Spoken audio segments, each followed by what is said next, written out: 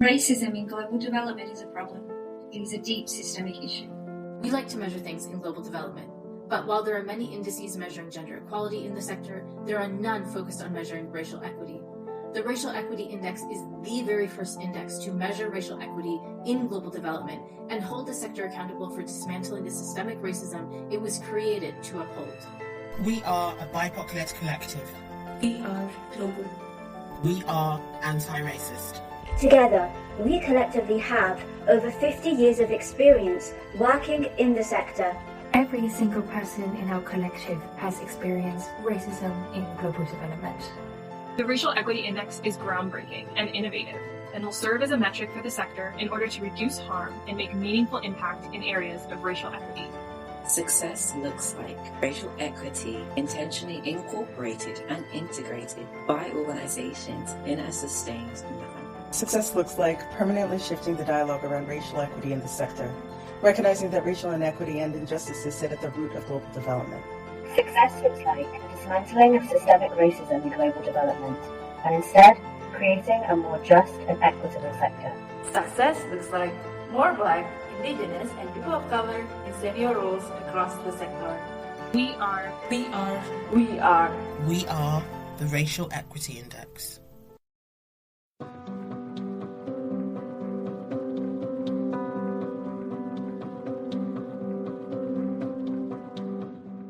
So something that is happening that I think is really interesting in the global development space is kind of the jumping between terms. And this happened a lot with kind of gender equality versus gender equity versus gender justice. And I feel like what is interesting and what is happening now is similarly with racial equity conversations, the jump between diversity, equity, and inclusion, and whatever JEDI is, which I'm still learning, justice, equity, diversity, and inclusion, racial equity, racial justice, and now localization has been added to the conversation. And I find it really interesting because localization's history is, it's not a new concept. It was something that I know when I was a kid was something that was in conversation in, the UN and other spaces around like, what would it look like if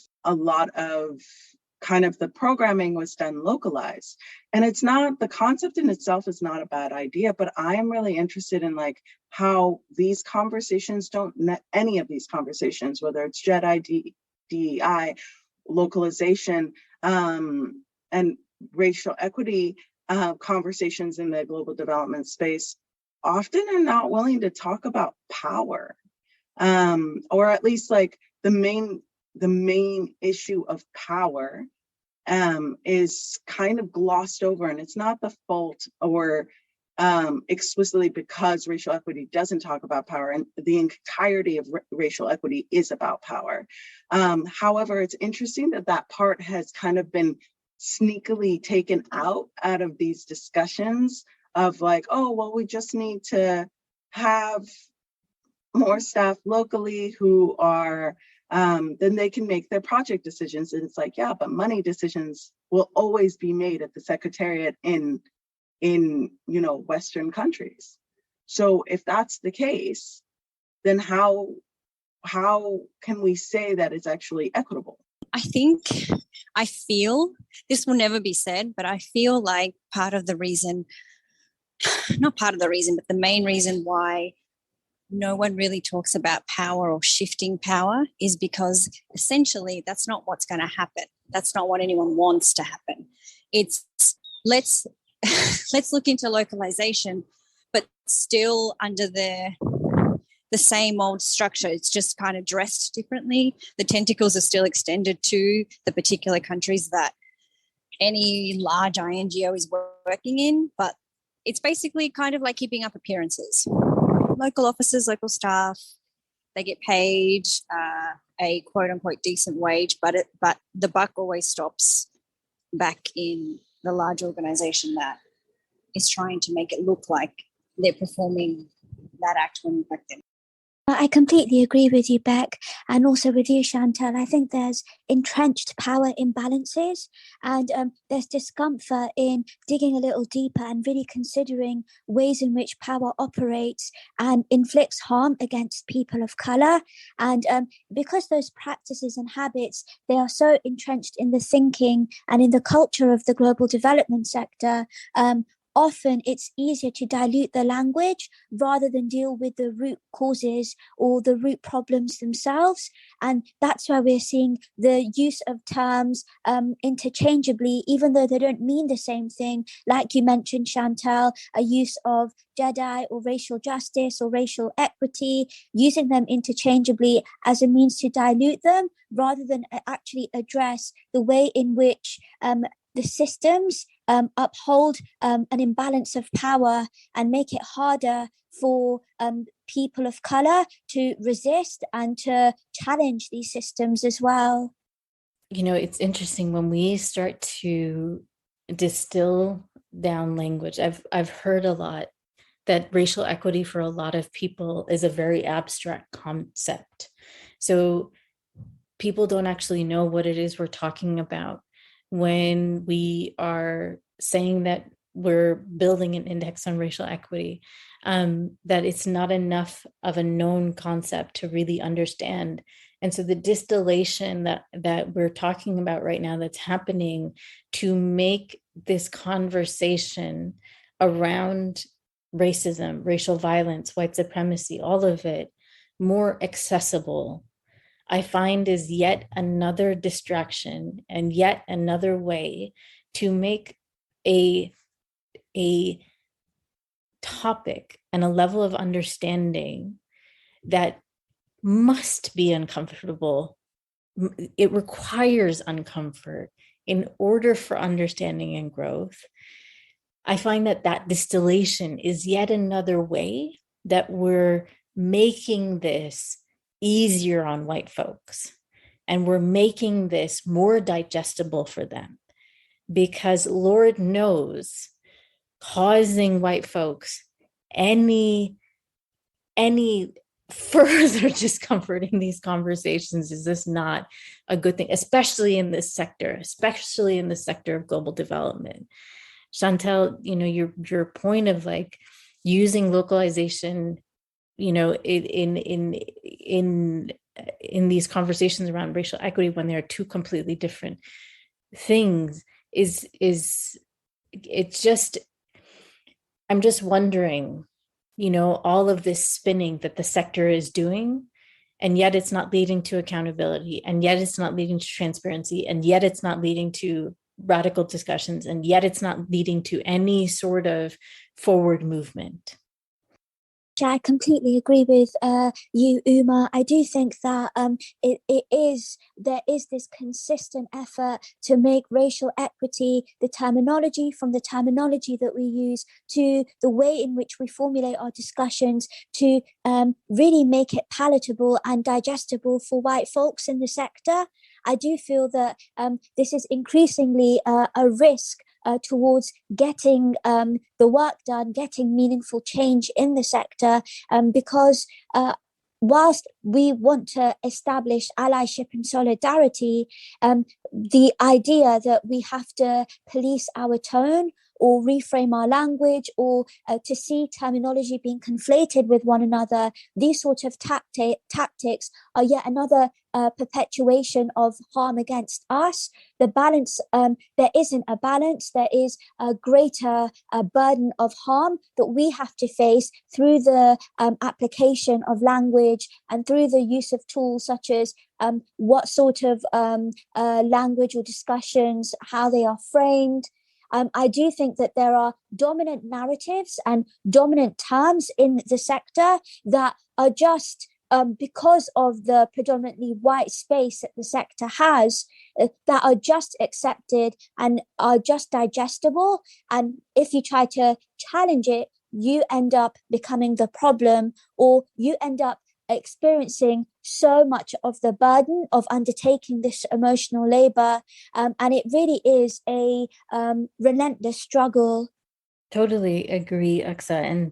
to Chantal's point, like if we're going to talk about localization, we need to talk about power. And we need to talk about, the balance of not the balance, the imbalance of power between, grant makers, funders, and, those that are doing the work. Localization has, like, the community movements have been local since movement building and organizing, has existed. So that has always been there. That fabric has always been there. But if we're not going to undergo explorations of power and explorations of money and explorations of neocolonialism and reification of these harmful systems, even in the discussion around localization, we're not actually doing the work that's required. And if we're just going to say localization is racial equity, it's just, I don't even know how to address that then. I guess this is kind of where this leaves us, is like, to all of your points is, I do understand and I agree that the conversation about racial equity, especially in the global development space, has been broken down to its minute simplicity because it's more digestible for white folks. But at the same time, it's like, I understand why that happens, because if we don't do that, then nothing happens, nothing changes, because then it's just us talking into a vacuum and people don't understand what we're talking about. I do think it's interesting to me that these terms, though, get used so freely and interchangeably to the point that we've kind of lost some meaning of, like, I mean, I've definitely heard people say that, DEI is similar to racial equity. And it's like, no, it's not. DEI is like the bare minimum of understanding of how to have any sort of inclusion and even a snippet of looking at equity, but it doesn't necessarily look deeply at the racial dynamics. And there's no real power shift that ends up happening. Localization is interesting as well, because I do think in its many iterations in which I've seen it, and mind you, this is just like my own experience of seeing it, it's not a bad thing. It's a great thing to have localization. I do think localization is an important element of the global development space, but it does not actually change the power dynamics of how the space works. So it's great, but it's not those people who are working, let's say in Nigeria, who are under kind of this localization model. You may have some choices to make some decisions. However, the details and the decisions around what money you get and whether or not your programs continue can stay at the leadership level that are sitting in another country. And you may be invited, I mean, in its best form, I've seen where those leaders of the work in those countries can come and actually have conversations at the table, but they are not leadership. They're not at the same level as a founder or as an ED in the secretariat, in the head office in America or in the UK. Like, it's not, the power didn't shift. And I just feel like if power didn't shift, then we didn't actually achieve equity and any form of equity. It's the same way as, like, it's important to have a lot of women in leadership positions. It's important to have them there. However, if men still get the final say, or if white women still get the final say on whether or not a project moves forward, or whether or not it gets that funding, or how much funding they get, we didn't change the system that got us here. And that's an important thing to note. The difference is it's not to say that these things aren't good. Localization's great. DEI is wonderful. JEDI is wonderful. It's great. It gives us an opportunity for people to truly understand a little bit about what we're talking about. But on their own, it does not it does not lead to racial equity. And I just think there's a danger about using words interchangeably. And there's a reason they're different terms. Racial equity is different than racial justice. They're different for a reason. It's not for funsies.